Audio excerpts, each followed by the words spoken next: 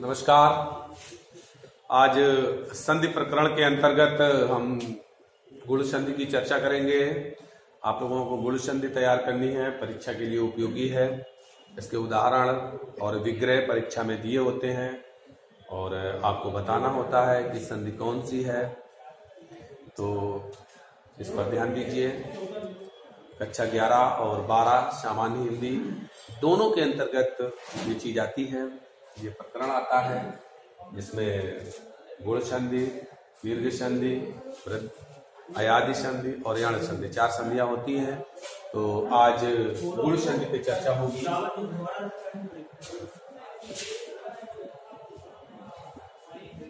गुण संधि का सूत्र जो होता है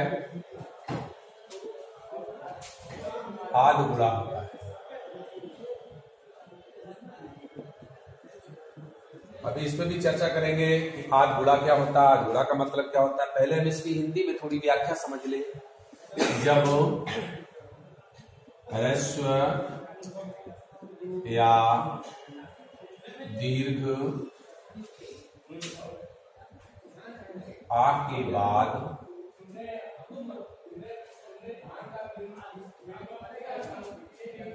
ह्रस्व या दीर्घ ई उ री आता है तो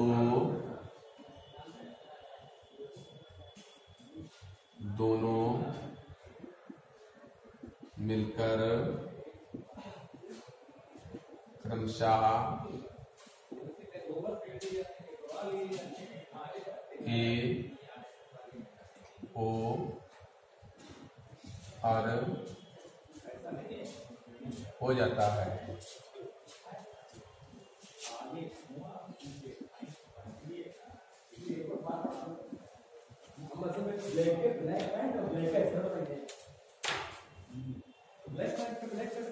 जब ह्रस्व दीर्घ आ के बाद ह्रस्व दीर्घ ई उ री आता है तो दोनों मिलकर क्रमशः ए उ अर हो जाता है, यानी कि ई के स्थान पर ए, उ के स्थान पर ओ और री के स्थान पर अर हो जाता है।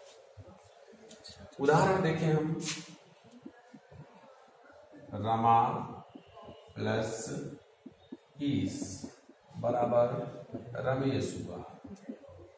अगर इसमें देखें तो बड़ा आ के बाद बड़ी ई आई है और ये मिलकर के ए बन गया है, इसी को गुण कहते हैं।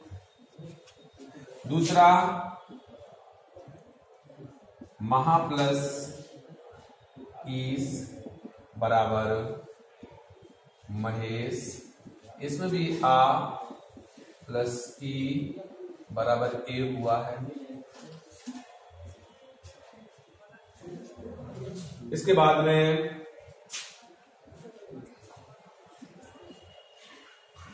अरुण प्लस उदय बराबर अरुणोदय। इसमें छोटा आ के साथ में छोटा ओ जुड़ा है और ये ओ हो जाता है। इसके बाद में महा प्लस उदय, ये महोदय हो जाएगा। इसमें बड़ा आ प्लस ओ जुड़ा है, ये भी ओ हो जाएगा। और इसके बाद में महा प्लस ऋषि कर दिया जाएगा तो ये हो जाएगा महर्षि। इसमें बड़ा आ और रति जुड़ा हुआ है तो इसकी जगह पर अर हो जाता है। जैसे देव प्लस ऋषि है, इसको जब जोड़ेंगे तो देवर्षि हो जाता है। इसमें भी छोटा आ प्लस री जुड़ा हुआ है तो ये मिलकर के अर हो जाता है। इतनी सी व्याख्या है। एक बार फिर देख लें कि जब ह्रस्व या दीर्घ आ के बाद ह्रस्व या दीर्घ ई उ री आता है, वैसे लिरी की भी बात कर सकते हैं, क्योंकि संस्कृत में एक स्वर लिरी है और लिरी का अल बन जाता है, लेकिन चूंकि हिंदी में नहीं है इसलिए उसकी चर्चा नहीं की गई है। तो दोनों मिलकर के क्रमशः ए ओ और अर हो जाता है। तो उदाहरण देखिए, रमा प्लस ईस में बड़ा आ बड़ी ई जुड़ा तो ए बना रमेश हो गया। महा प्लस ईस में बड़ा आ बड़ी ई जुड़ा ए हो गया। अरुणोदय में जो छोटा आ के साथ में उ जुड़ा तो ओ हो गया। महाउदय में बड़ा आ के साथ छोटा उ जुड़ा तो महोदय हो गया, यानी कि ओ हो गया।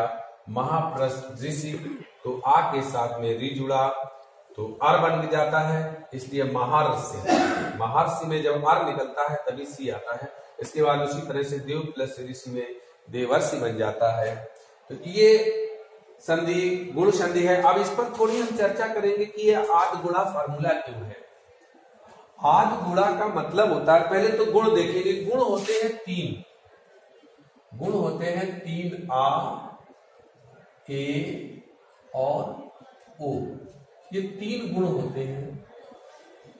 तीन गुणों की अगर हम चर्चा करें तो आद गुणा अगर फार्मूला आता है तो इसका सीधा सा मतलब है आद गुणा, यानी कि आद से भिन्न। आद का मतलब होता है आ से भिन्न। आद आ से भिन्न जो बालक के रूप या आकार अंत पुरलिंग के रूप जो चलते हैं, उसमें जब बालकात आता है तो जैसे आद है, ये आत से बना हुआ आद शब्द है, तो बालकात शब्द जो होता है उसका मतलब होता है बालक से अलग, अलग करने के चिन्ह में होता है, अपादान होता है। तो उसी तरह से ये आद का मतलब इसमें अपादान होता है। तो आद का मतलब हुआ आ से भिन्न या आ से अलग। आ से अलग, आ से अलग कोई स्वर जब आते हैं, ये आ से अलग स्वर है, वही ये परिभाषा कह रहा है कि आ से अलग कोई स्वर आते हैं तो वो गुण बन जाते हैं। और गुण है तीन। आप देखिए तीन जो गुण है वही तीनों यहां पर मैंने लिख दिए, वो गुण तीनों यही बन जाते हैं। ए ओ और अर आ से बना हुआ है, तो ये तीनों गुण जो है ये उसी से आते हैं। और परिभाषा में आ जाता है कि आ से भिन्न गुण स्वर आने पर, आ से भिन्न जब कोई स्वर आता है तो उनके स्थान पर गुण हो जाते हैं। तो आ से भिन्न स्वर ये है, मूल स्वर इतने ही होते हैं, तो आ से भिन्न स्वर है ये, तो इन स्वरों के स्थान पर गुण आ जाते हैं। तो गुण देख लीजिए, आ आया है, ए आया है और ओ आया है। तो ये तीनों चीजें हैं, इस पर विस्तृत चर्चा करने की अभी कोई आवश्यकता नहीं है। और ज्यादा अगर आवश्यकता समझी जाएगी तो इसको कक्षा में भी बताया जाएगा। तब तक के लिए हम आज यहीं पर विराम करते हैं। धन्यवाद।